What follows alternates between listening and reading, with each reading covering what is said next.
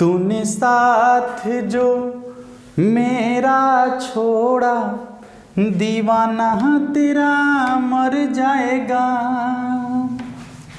जय हिंद साथियों, आप सभी का स्वागत है आपके अपने परिवार मैथ्स गुरु मनीष में। दोस्तों मैं हूं एमके एक्सपर्ट और आज हम लोग देखने वाले हैं 3D यानी 3 डायमेंशनल ज्योमेट्री के जितने भी ऑब्जेक्टिव क्वेश्चन हो सकते हैं सारे ऑब्जेक्टिव क्वेश्चन को देखेंगे एक एक करके।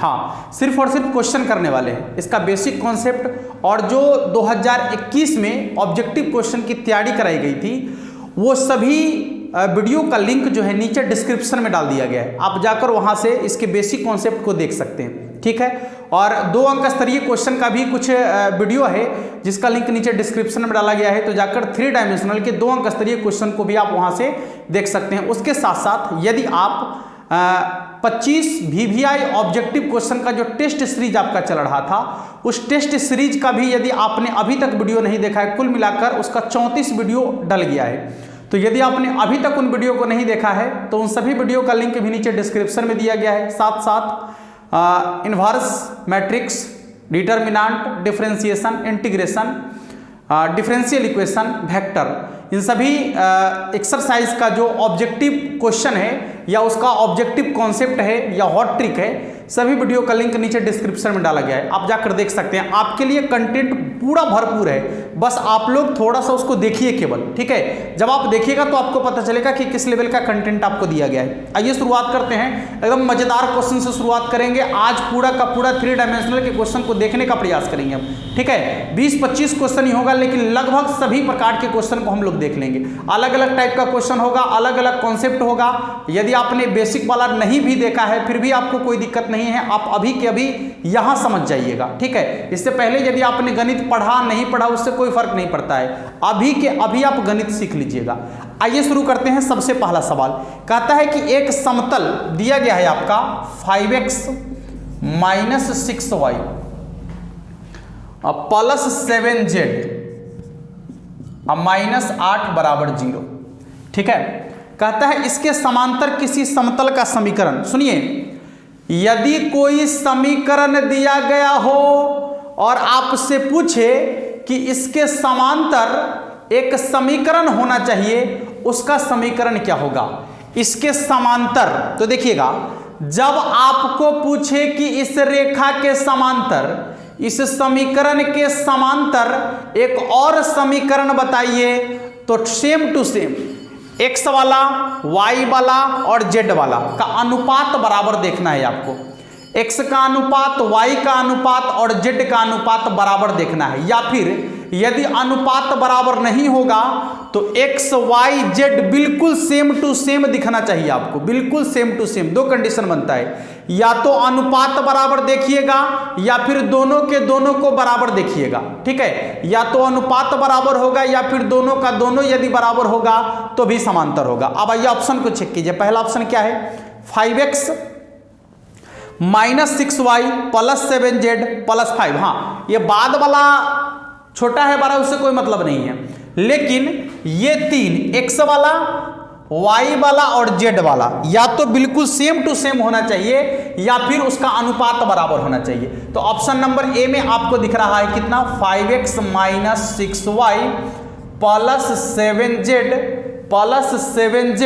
और +8 = 0, सॉरी +5, यहाँ पर +5 है और इसके बराबर में 0 है, यानी इसका आंसर हो जाएगा आपका ऑप्शन नंबर ए, ठीक है। या तो बिल्कुल सेम टू सेम दिखना चाहिए या दोनों का अनुपात बराबर दिखना चाहिए। आइए दूसरे सवाल की तरफ चलेंगे। दूसरा कहता है कि निम्नलिखित में से कौन सा तल ZX तल के समांतर है? वाह, कल ही ये क्वेश्चन किए हम लोग। ZX तल के समांतर निम्नलिखित में से कौन सा है? सुनो भाई गौर से। अरे जब ZX की बात कर रहा है, आपको बताए थे ZX की बात कर रहा है, अरे यहां पर 3 डायमेंशनल है तो 3 गुना अक्ष होगा, एगो x अक्ष होगा, एगो y अक्ष होगा, एगो z अक्ष होगा, है तो 2 गो तो दे दिया है। हम आपको क्या बोले थे कि जो 2 गो देल रहेगा उसको छोड़ दीजिएगा, और तीसरा के बराबर में कोई कांस्टेंट या k लिख लीजिएगा, वही उसके समांतर होगा। मुझे जो 2 गो देल रहेगा वो दोनों को छोड़ दीजिएगा, जो 2 गो देल रहेगा वो दोनों को छोड़ दीजिएगा, तो जेड एक्स देल है तो बच गया कथी वाई, इसके बराबर में कोई कांस्टेंट लिख दीजिए या फिर के लिख दीजिए। ठीक है, यदि आपसे पूछता कि एक्स वाई, क्या पूछता, एक्स वाई तल के समांतर, देखिएगा एक्स वाई तल के समांतर, गौर कीजिएगा एक्स वाई आ गया तो बच गया क्या जेड, तो क्या हो जाता है जेड बराबर के। यदि आपसे पूछता वाई जेड तल के समांतर, तो वाई जेड आ गया तो बच गया क्या एक्स, यानी एक्स बराबर के। देख लीजिएगा ठीक से, इन तीनों में से कोई एक क्वेश्चन तो आपसे जरूर पूछा जाएगा। ठीक है, यहां पर जो आपको 3 क्वेश्चन अभी दिखाए हैं, इन तीनों में से कोई एक क्वेश्चन आपके बोर्ड एग्जाम में पक्का पूछा जाएगा आपसे। तो देख लीजिएगा, जो 2 को दिया हुआ रहेगा दोनों को छोड़ दीजिएगा, जो तीसरा बच्चल रहेगा उसके बराबर में के या फिर कोई कांस्टेंट। यहां देखिए 2 को दिया हुआ रहेगा उसको छोड़ दीजिएगा, जो तीसरा बच्चल रहेगा उसके बराबर में या तो के या फिर कोई कांस्टेंट लिख सकते हैं। ठीक है, बहुत आसान कॉन्सेप्ट है, आपको समझ में आ गया होगा। अब अगला सवाल जो दिख रहा है, देखिए सवाल आपका क्या कहता है, L1 M1 N1 L2, वाह जोर से हॉर्न मार, L1 M1 N1 L2 M2 N2 क्या है, दोनों समतल रेखाएं परस्पर लंब होगी, sorry L1 M1 N1 L2 M2 N2 द्विकोणीय वाली 2 रेखाओं के बीच का कोण थीटा हो तो कॉस थीटा का मान। सुनिए, जब 2 रेखा की द्विकोणीय बारी बारी से L1 M1 N1 और L2 M2 N2 दिया गया हो, जब 2 रेखा की द्विकोणीय क्रमशः L1 M1 N1 और L2 M2 N2 दिया गया हो, तो cos थीटा बराबर फॉर्मूला होता है, cos थीटा बराबर फॉर्मूला यानी इसके बीच के कोण निकालने का फॉर्मूला होता है L1 into L2 plus M1 into M2 plus N1 into N2, यानी संगत वाला को संगत वाला से गुना करेंगे, संगत वाला को संगत वाला से गुना करेंगे और सबको जोड़ देंगे, संगत वाला को संगत वाला से गुना करेंगे, सबको जोड़ देंगे। इसी में आता है कि यदि ये दोनों रेखाएं एक दूसरे पर लंबवत हो जाए, गौर कीजिएगा, यदि ये दोनों रेखा एक दूसरे पर लंबवत हो जाए, अर्थात थीटा का मान यदि 90 डिग्री हो जाए तो कॉस 90 डिग्री हो जाएगा। अब बराबर में L1 L2 M1 M2 plus N1 N2, cos 90 degree का मान कितना होता है 0 के बराबर, हाँ 0, तो क्या हो जाएगा L1 L2 plus M1 M2 plus N1 N2, यानी दोनों का संगत गुणनफल निकालेंगे, दोनों के संगत गुणनफल का योगफल निकालेंगे, और यदि उसका मान 0 के बराबर हो गया, इसका मतलब ये दोनों रेखा एक दूसरे पर लंबवत होगा। इसका मतलब है कि ये दोनों रेखा एक दूसरे पर क्या होगा, लंबवत होगा। ठीक है बाबू, समझ में आ गया।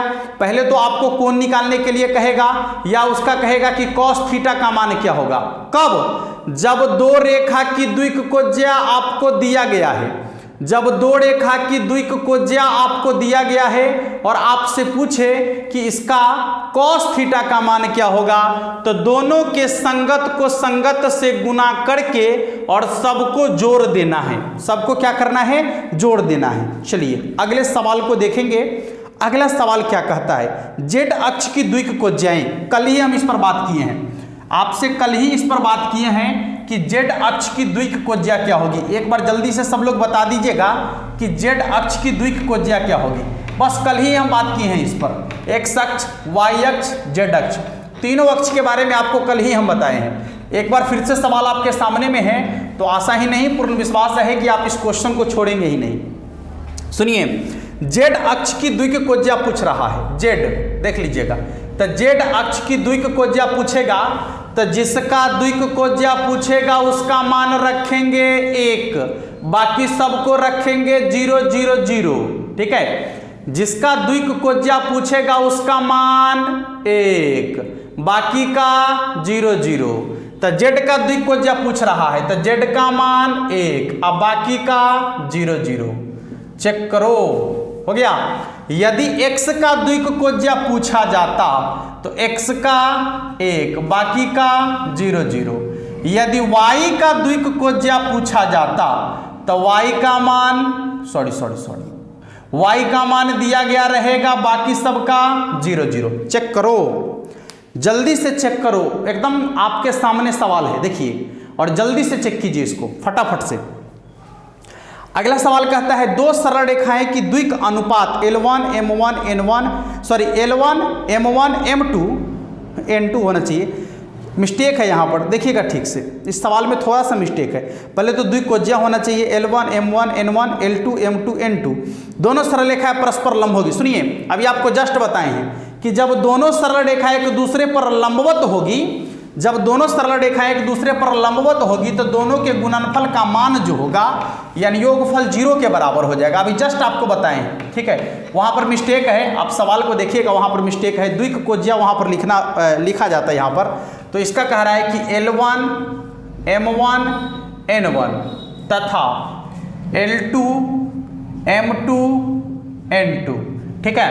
यदि दोनों के गुणनफल की बात की जाए, दोनों के गुणनफल की बात की जाए तो दोनों का गुणनफल होगा 0 के बराबर, जैसा कि अभी आपको बता दिए।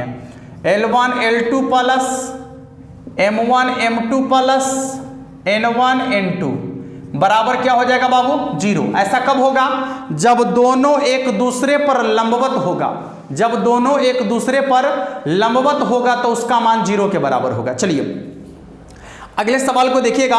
अगला सवाल आपका कहता है किसी सरल रेखा का द्विक अनुपात, अब बिल्कुल सही क्वेश्चन है, किसी सरल रेखा का द्विक अनुपात ABC है तो उसकी द्विकोज्या क्या होगी?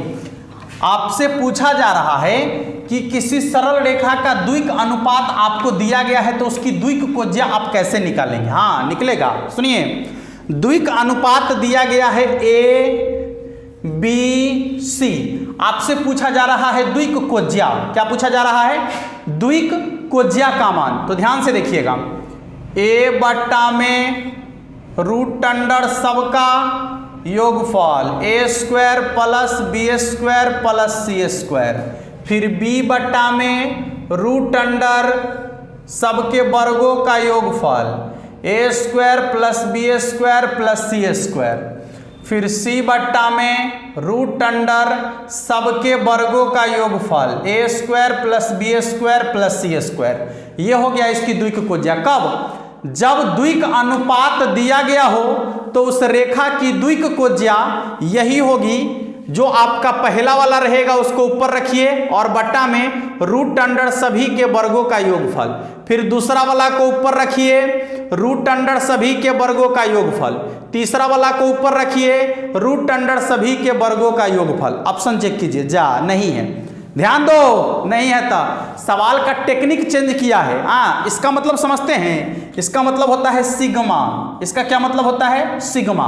अब देखिए इसमें क्या कह रहा है, यहां पर पहला में कह रहा है A बटा में सिग्मा A², A बटा में सिग्मा A², फिर A बटा में सिग्मा A², फिर दूसरा में देखिएगा 1 बटा में सिग्मा A², 1 बटा में सिग्मा A², सब में तो यही है। लेकिन ऑप्शन नंबर डी को चेक कीजिए आप, ऑप्शन नंबर डी में इसको दूसरे तरीके से यदि आप लिखेंगे तो ये भी लिख सकते हैं 1 बटा में root under sigma A², B बटा में A बटा में ना, हाँ, A बटा में रूट अंडर सिग्मा B² और फिर C बटा में root under sigma C²। Check करो, चेक करो, ठीक है।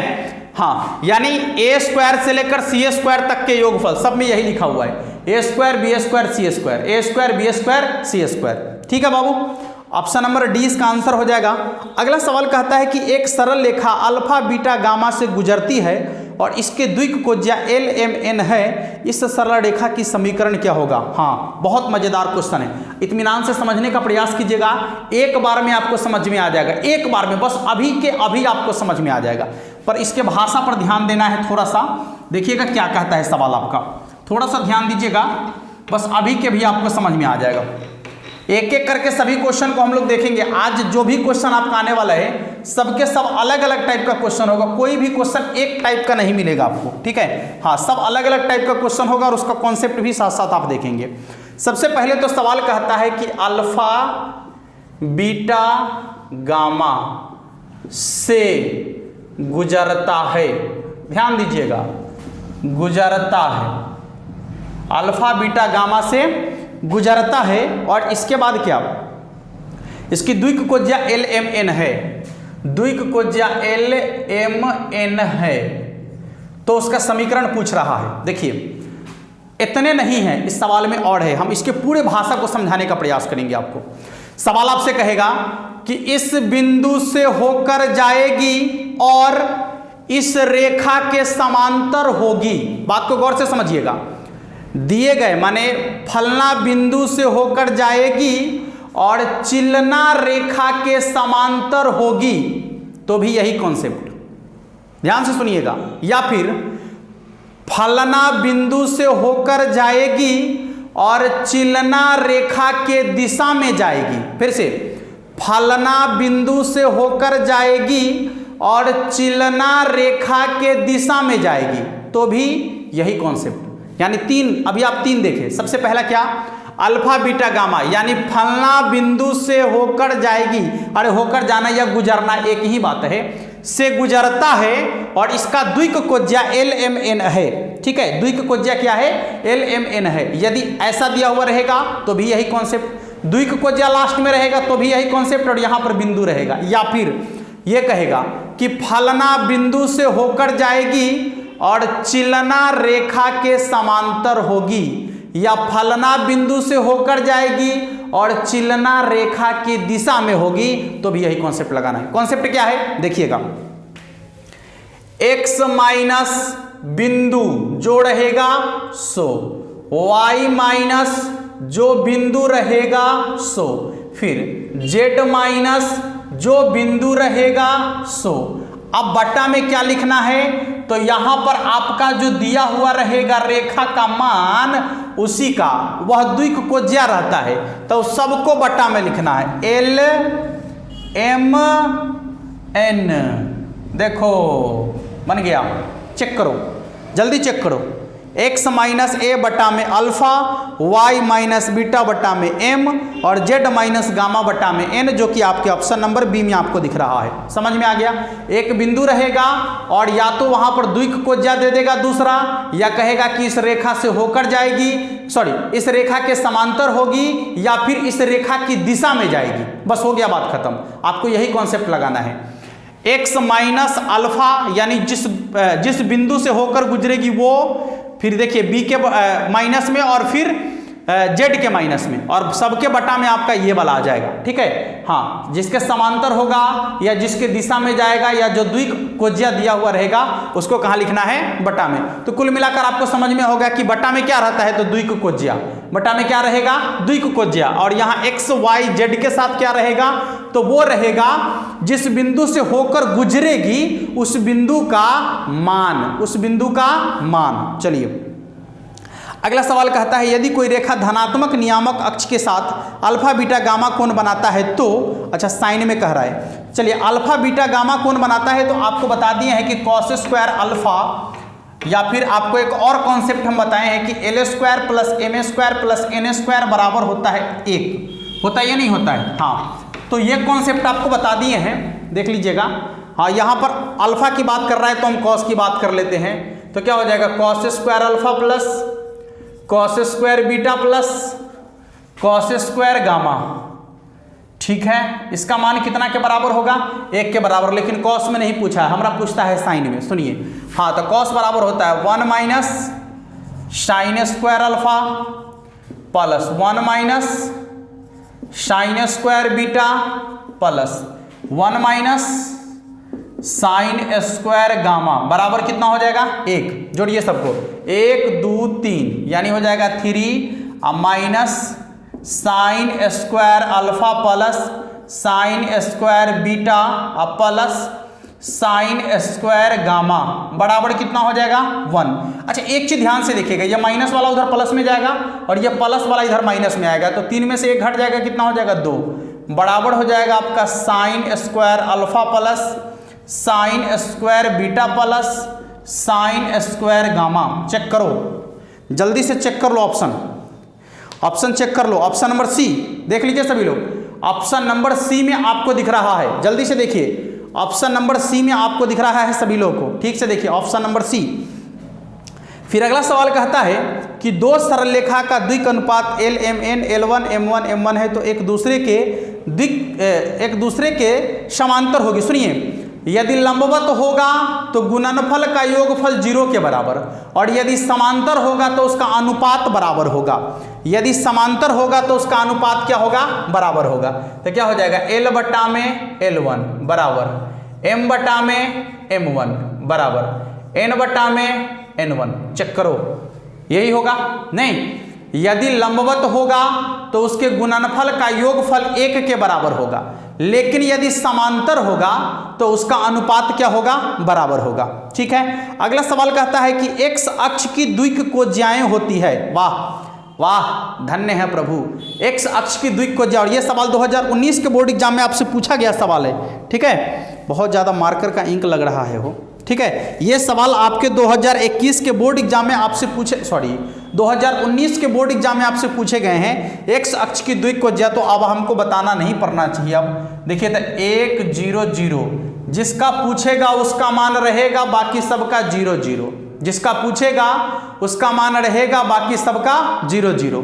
तो इसका हो जाएगा 1 0 0। चलिए अगला सवाल क्या है, कहता है LMN एक सरल रेखा की द्विक कोज्या है, तो यदि LMN किसी सरल रेखा की द्विक कोज्या है तो उसके वर्गों का योगफल 1 के बराबर होगा।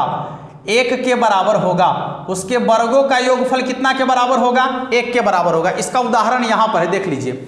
कॉस स्क्वायर अल्फा को L कहते हैं तो L square plus, cos square beta को M कहते हैं तो M स्क्वायर, और कॉस स्क्वायर गामा को N कहते हैं तो N स्क्वायर, और सबका मान कितना के बराबर, 1 के बराबर। तो यदि किसी रेखा की द्विक कोज्या LMN है तो उसके वर्गों का योगफल 1 के बराबर होगा। उसके वर्गों का योगफल कितना होगा, 1 के बराबर होगा, यानी L square plus M square plus N square बराबर कितना, 1 होगा। ठीक है, चलिए अगले सवाल की बात करते हैं। अगला सवाल कहता है कि 2 बिंदु दिया गया है तो उसके बीच की दूरी। सुनिए, जब 2 बिंदु आपको दिया गया है तो आपसे पूछ रहा है दोनों बिंदुओं के बीच की दूरी। और 2 बिंदुओं के बीच की दूरी निकालने का जो कॉन्सेप्ट है हम लोग क्लास 10 से ही सीखते आ रहे हैं। ठीक है, ये कोई नई चीज नहीं है, हम लोग क्लास 10 से ही उसको सीखते आ रहे हैं, तो कोई नई बात नहीं है। अभी देखेंगे और तुरंत क्वेश्चन बन जाएगा आपका। 2 बिंदुओं के बीच की दूरी देखिएगा क्या है, वो 2 बिंदु आपका दिया गया है। कौन कौन सा बिंदु है देख लेते हैं। बिंदु आपका है 4 3 7। अच्छा, और दूसरा बिंदु क्या है, तो दूसरा बिंदु आपका है 1 -1 5। 1 -1 -5 है या 5 है, -5। चलिए ठीक है, यह आपका दूसरा बिंदु। कहता है कि ये दोनों बिंदुओं के बीच की दूरी निकालिए। तो देखिए, दोनों बिंदुओं के बीच की दूरी निकालने के लिए रूट अंडर संगत वाला को संगत वाला में से घटाइए, स्क्वायर करके जोड़ दीजिए। संगत वाला को संगत वाला में से घटाइए, स्क्वायर करके जोड़ दीजिए। 4 में से 1 घट गया, 3 का स्क्वायर 9 प्लस 3 में से 1 घटेगा, -1 घटेगा, तो 3 में से -1 घटेगा, तो माइनस माइनस प्लस, 3 1 4, 4 का वर्ग 16 प्लस, ध्यान से देखिएगा। 7 में से -5 घटेगा, तो 7 में से -5 घटेगा, माइनस माइनस प्लस, 7 5 12, 12 का स्क्वायर 144। अच्छा, 144 16 हो जाएगा आपका 160, 160 9 169, हाँ 169। अच्छा, 169 का वर्गमूल कितना होता है बाबू, 13 के बराबर। 169 का वर्गमूल कितना होता है, 13 के बराबर। तो देख लीजिएगा, कह रहा है कि दोनों बिंदुओं के बीच की दूरी निकालना है, तो कितना के बराबर हो जाएगा। ऑप्शन नंबर सी में आपको दिख रहा है, देख लीजिए 13 के बराबर होगा। ठीक है, अगला कहता है एक सरल रेखा की द्विक अनुपात 1 3 5 है तो द्विक कोज्या क्या है। अभी जस्ट कॉन्सेप्ट देखें आप कि यदि किसी सरल रेखा का द्विक अनुपात आपको दिया गया है, यदि किसी सरल रेखा का द्विक अनुपात आपको दिया गया है और आपसे उसका द्विक कुज्या पूछ दे, ठीक है, आपसे पूछ दे कि इसका द्विक कुज्या क्या होगा, क्या है पहले द्विक अनुपात लिख लेते हैं एक बार, 1 3 5 है, 1 3 5, और आपसे पूछ दे कि इसका द्विक कुज्या क्या होगा, तो क्या बोले, पहला वाला को ऊपर में रखना है और बट्टा में रूट अंडर सभी के वर्गों का योगफल, तो 1 का वर्ग 1, 3 का वर्ग 9 और 5 का वर्ग 25। फिर दूसरा वाला को ऊपर रखना है और बट्टा में सभी के वर्गों का योगफल, तो जोड़िए दीजिए ना, 9 1 10, 10 और 25 कितना हो जाएगा 35। यहाँ भी लिख दीजिए रूट अंडर कितना हो जाएगा 35, ठीक है, ठीक है, एक बार देख लीजिएगा, 1 बट्टा रूट अंडर 35, 3 बट्टा रूट अंडर 35 और 5 बट्टा में root under 35। Option number check कर लीजिएगा, ऑप्शन नंबर ए में आपको दिख रहा है, ठीक है, ऑप्शन नंबर ए में आपको दिख रहा है। चलिए अगले सवाल को देखेंगे, अगला सवाल आपका क्या कह रहा है, ध्यान से देखिएगा, अगला सवाल आपका क्या कह रहा है, एक बार ध्यान से देखिए, क्वेश्चन आपको दिख रहा होगा ऊपर। सवाल कहता है कि एक सरल रेखा -2, -1, 3 से गुजरती है। अभी इसका कॉन्सेप्ट आपको बताएं, से गुजरती है, से गुजरती है, इतना से गुजरती है, अच्छा, और इसके द्विक अनुपात 3 - 1 2 है, इस रेखा का समीकरण क्या है, अच्छा हाँ, और इसका दिया गया है 3 - 1 2, अच्छा इसका समीकरण पूछ रहा है आपको, क्या बोले देखिएगा, x माइनस ये होगा, फिर y माइनस जिस बिंदु से होकर गुजरती है तो -1, फिर हो जाएगा आपका z जिस बिंदु से होकर गुजरती है, ठीक है, अब बट्टा में ये वाला, तो 3 - 1 2 कितना हो जाएगा, माइनस माइनस प्लस ना, तो x + 2 बट्टा में 3, y + 1 बट्टा में -1, और फिर आपका हो जाएगा z -3 बट्टा में 2, -1 को ऊपर ले जाएंगे, ठीक है, या फिर बट्टा में -1 ही है, ठीक है, बट्टा में -1 ही आपके ऑप्शन में है, तो आप चेक कर लीजिएगा, ये आपके ऑप्शन नंबर बी में आपको दिख रहा है, ठीक है, ये आपके ऑप्शन नंबर बी में आपको दिख रहा है, थोड़ा ध्यान से देखिएगा, ऑप्शन नंबर बी में आपको दिख रहा है, ठीक है, किसी को दिक्कत, हाँ। अगला सवाल कह रहा है, देखिए अगला सवाल में आपको एक रेखा दिया गया, 2 रेखा अलग अलग दिया गया है, बहुत मतलब मजेदार क्वेश्चन है, ध्यान से देखिएगा, बहुत ही मजेदार क्वेश्चन है। सवाल है आपका, सवाल है कि x - 1 y + 2, x - 1 और बट्टा में l बराबर y + 2 बट्टा में m बराबर z -4 बट्टा में n, z -4 बट्टा में n, ठीक है, इसके बाद क्या है दूसरा, x + 3 बट्टा में 2, x + 3 बट्टा में 2, इसके बाद क्या है, तो y -4 बट्टा में 3, y -4 बट्टा में 3, और इसके बाद है z बट्टा में 6। सुनिए, कहता है कि ये दोनों एक दूसरे के समांतर है, तो जब दोनों एक दूसरे के समांतर है तो हमारा मतलब केकरा से है, तो हमको मतलब है इसके द्विक कुज्या से, और कहाँ मिलेगा, तो बट्टे में मिलेगा ना, हाँ, और जब समांतर होता है तो अनुपात बराबर होता है, तो क्या हो जाएगा, l बट्टा में 2 बराबर m बट्टा में 3 बराबर n बट्टा में 6, होगा या नहीं होगा, चेक करो जल्दी से, यही तो होगा है।